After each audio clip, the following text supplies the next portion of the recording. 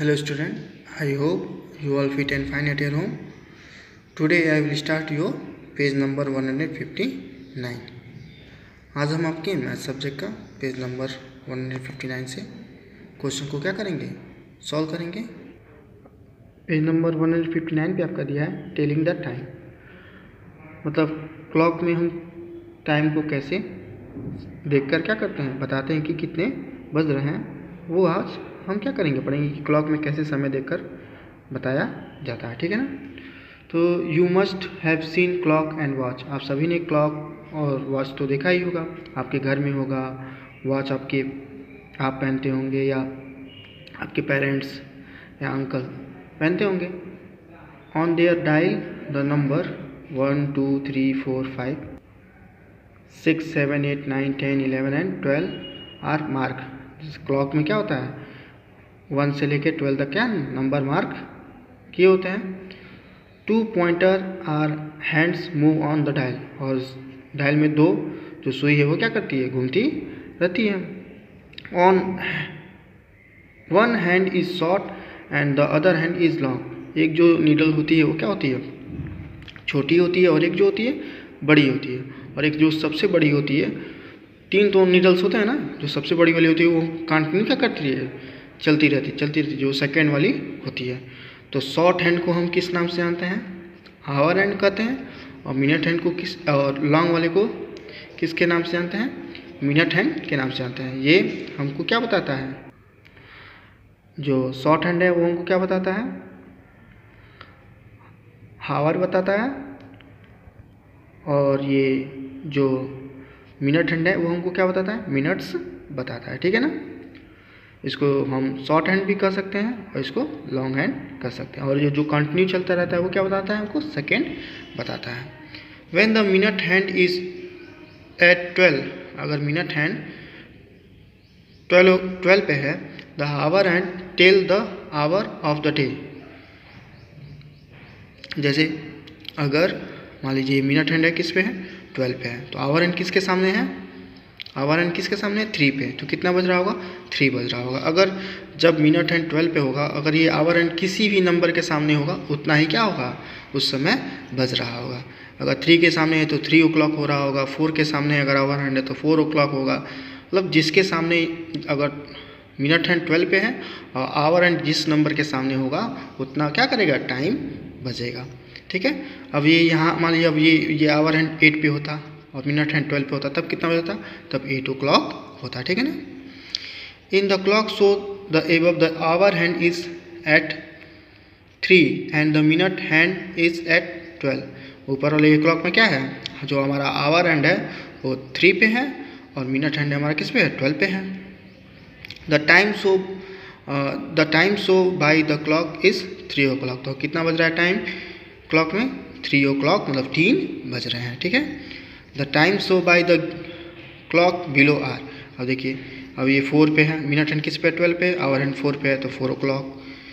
अब minute hand किस पे है, 12 पे है, और आवर हैंड 6 पे है तो 6 o'clock, 8 o'clock. और ये दोनों जब सामने होगा, मिनट हैंड भी और आवर हैंड भी, तो कितना होगा, 12 o'clock होगा. तो इस तरह आपको टाइम देख कर क्या करना है, क्लॉक देख कर टाइम बताना है.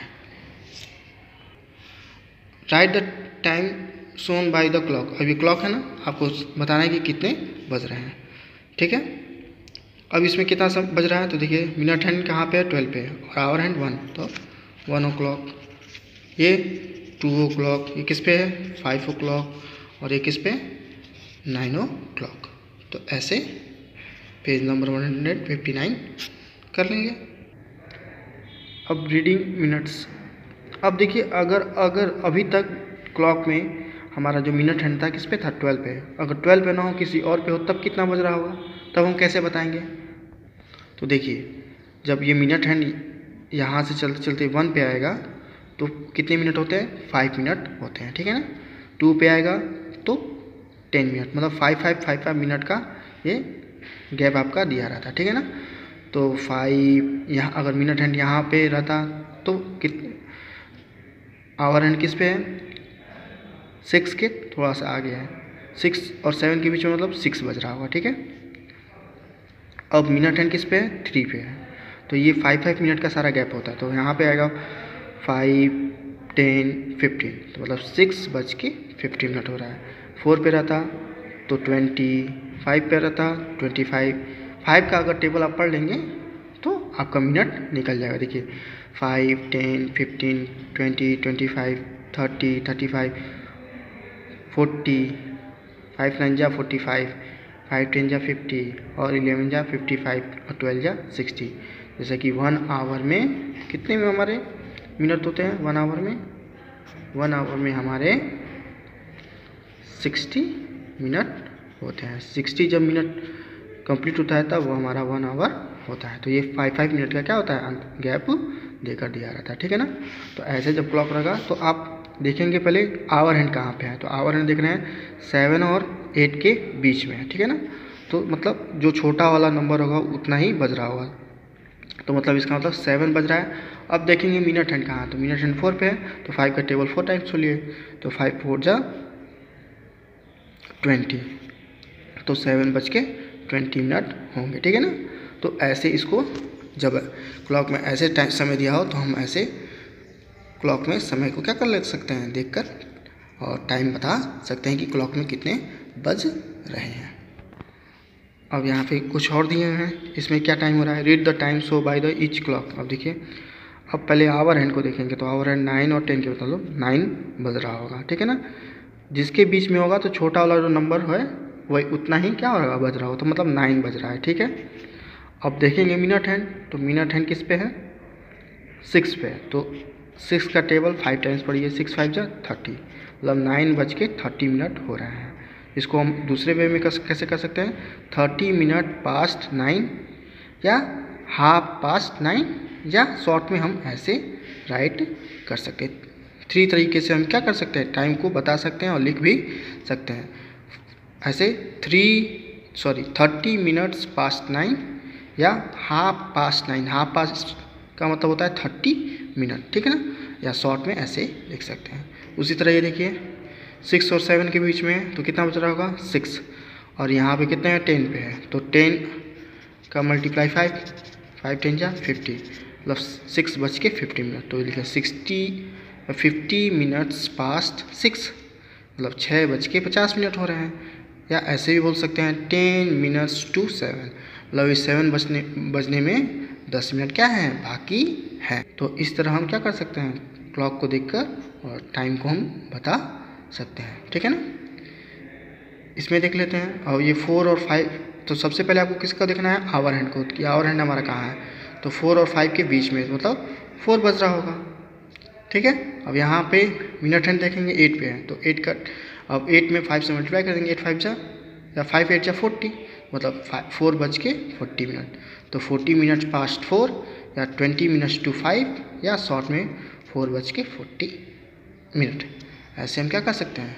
लिख सकते हैं। Right the time show in इस केस। अब टाइम देखना है और क्लॉक में टाइम देखना है, बताना है कि कितना बज रहा है। तो इस क्लॉक में कितने बज रहे हैं? तो सबसे पहले आपको किसको देखना है? Our hand. आवर हैंड 7 के सामने है, और मिनट हैंड फिर देखेंगे 12 के सामने, मतलब 7 o'clock। उसी तरह ये कर लेंगे। इसमें देखेंगे आवर हैंड 10 और 11 के है, तो कितना बचा होगा? 10, और मिनट हैंड 5 पे है, तो 5 का टेबल 5 टाइम 5 5 जा 25, तो 10 25, ठीक है। उस तरह इसको कर लेंगे। एक और लास्ट कर लेते हैं। अब देखते हैं ये आवर हैंड 2 और 3 के बीच में है, तो मतलब 2 बज रहा है, ठीक है। और ये 9 के मिनट हैंड 9 पे है, तो 5 9 जा 45, 2:45, ठीक है। तो ऐसे इसको कर लेंगे। अब नेक्स्ट देखते हैं। Draw the hands of the clock to show the given time in each case. अब टाइम समय दिया है, आपको नीडल्स बनाने हैं। 4:30 हो रहा है, तो आवर हैंड कहाँ पे होगा? तो आवर हैंड आपका होगा, आवर हैंड 4 और 5 के बीच में होगा, ठीक है। हो गया। और मिनट हैंड तो 30 कहाँ होगा? यहाँ से चलेगा 5 10 15 20 25 30, तो किसके सामने होगा? 6 के सामने होगा, ठीक है। आवर हैंड मिनट हैंड से क्या होता है, छोटा होता है, उसके लिए छोटा बनाएंगे, और ये क्या होता है उससे थोड़ा बड़ा होता है, जिससे पहचान में आए कि कौन सा आवर हैंड है और कौन सा मिनट हैंड है, ठीक है। अब यहाँ पे 1 o'clock, तो 1 बज रहे हैं, तो 1 बजेंगे तो आवर हैंड एकदम किसके सामने होगा, 1 के सामने होगा, ठीक है, ऐसे। और बस 1 बज रहा है तो और मिनट हैंड कहाँ पे होगा, 12 पे, ठीक है, ऐसे। उसी तरह इसको कर लेंगे, पेज नंबर 161 को सॉल्व कर लेंगे। Word problem on time, word problem वाले क्वेश्चन है टाइम के, देख लेते हैं। How many days are there in the first 3 month of a leap year. अब ये जो ईयर है वो कौन सा ईयर है, लीप ईयर। लीप ईयर आपको बताया था ना, जिसमें फरवरी जो होता है वो कितने डेज का होता है, 29 डेज का होता है, और एक दिन ज़्यादा मिल जाता है, मतलब 366 डेज हो जाता है एक साल में, ठीक है। तो आपको फर्स्ट 3 month का बताना है कि फर्स्ट 3 month में कितने डेज होते हैं, वो आपको बताना है। तो देखिए इसमें बताया है, तो फर्स्ट मंथ हमारा क्या होता है, जनवरी। जनवरी में कितने डेज होते हैं, 31, तो लिख दिया है। फरवरी में कितने होते हैं, 28 होता है, लेकिन यहाँ पे कौन सा ईयर है, लीप ईयर, तो फरवरी कितने का हो जाएगा, 29, ठीक है। फिर मार्च 31 ही का होता है, और फिर क्या कर देंगे, टोटल डे पूछा है तो ऐड कर देंगे, तो 9 1 10 10 1 11 11 का 1 1 कैरी, 3 2 5 5 3 8 1 9 91 डेज हो जाएंगे, ठीक है। अब इसी तरह एक और क्वेश्चन कर लेते हैं। How many days are there in the last 3 month of a year. अब मंथ ईयर का लास्ट जो 3 month होता है उसमें टोटल कितने डेज होते हैं, तो लास्ट 3 month कौन होता है, अक्टूबर, नवंबर, दिसंबर, यही होता है ना। तो अक्टूबर में कितने होते हैं, तो अक्टूबर में हमारे कितने डेज होते हैं, 31 डेज होते हैं। फिर उसके बाद नवंबर में 30 डेज होते हैं, और दिसंबर में 31। फिर टोटल पूछा है कितने डेज होंगे, प्लस कर लेंगे, 1 1 2 3 3 6 3 9 92 डेज हो जाएंगे। उसी तरह देखते हैं next. How many days are they all together in the month of July and August. अब जुलाई अगस्त में टोटल कितने डेज होते हैं वो बताने हैं। तो जुलाई में कितना होता है, तो हमारा जुलाई भी 31 डेज होते हैं, और अगस्त में भी हमारे 31 डेज होते हैं। अब दोनों को ऐड कर लीजिएगा, इसको सॉल्व कर लीजिएगा। Next question. There are 173 schools holiday in an ordinary year. मतलब पूरे साल में इतने दिन क्या थी, स्कूल में छुट्टी थी। On the remaining days the school remains open. और बचे हुए दिन में स्कूल क्या हुआ था, आपका खुला हुआ था। तो how many days does the school reopen. तो कितने दिन तक स्कूल आपका खुला था। तो जैसा कि इन ऑर्डिनरी ईयर पूछा है ना, मतलब साधारण ईयर में, तो एक ईयर में टोटल कितने डेज होते हैं। तो साधारण ईयर में जब जो लीप ईयर नहीं होता उसमें 365 डेज होते हैं, ठीक है। जिसमें से कितने दिन छुट्टी रहा, 173 डेज क्या रहे हैं, छुट्टी रहे। तो कितने दिन तक स्कूल खुला रहा, तो माइनस करके निकाल लेंगे। तो 5 में से 3 गया, 2, 6 में से 7 नहीं जाएगा, इससे बोरोइंग लेगा, तो 16 में से 7 गया 9, और 2 में से 1 गया 1, 192 डेज क्या थे, हमारे स्कूल खुले हुए थे। तो ऐसे इसको निकाल लेंगे। At a place it rains 8 days in a June. मतलब जून में 8 दिन क्या हुआ, बारिश हुआ। How many days it does not rain in the month of June at the place. तो जून में कितने दिन तक बारिश नहीं हुई। तो जून में टोटल कितने डेज होते हैं, तो 30 डेज होते हैं। कितने दिन तक बारिश हुई थी, तो 8 माइनस कर देंगे, पता चल जाएगा कितने दिन तक बारिश नहीं हुई थी, तो निकाल लेंगे। अब नेक्स्ट देखते हैं। How many days are there in 6 weeks. How many days are there in 6 weeks. तो उसका है कि 6 वीक में कितने डेज होते हैं। तो आपको बताया थे कि 1 वीक में कितने होते हैं 7 डेज। तो 6 वीक में तो 6 × 7 मल्टीप्लाई करके निकाल लेंगे कितने डेज होंगे 42 डेज हो जाएंगे। ठीक है। उसी तरह लास्ट क्वेश्चन देख लेते हैं। Iqbal study 6 hour every day. Iqbal जो है वो रोज़ 6 घंटे पढ़ता है। How many hours does he study in 1 week. तो 1 वीक में कितना पढ़ेगा। तो रोज़ 6 घंटे पढ़ता है। तो 1 वीक में कितने डेज होते हैं 7 डे। तो 6 × 7 इक्वल टू 7 × 6 = 40 आवर्स क्या करता है वो पूरा 1 वीक में क्या करता है पढ़ता है। तो यहाँ तक क्या कर लेंगे सॉल्व कर लेंगे। So thank you and have a nice day.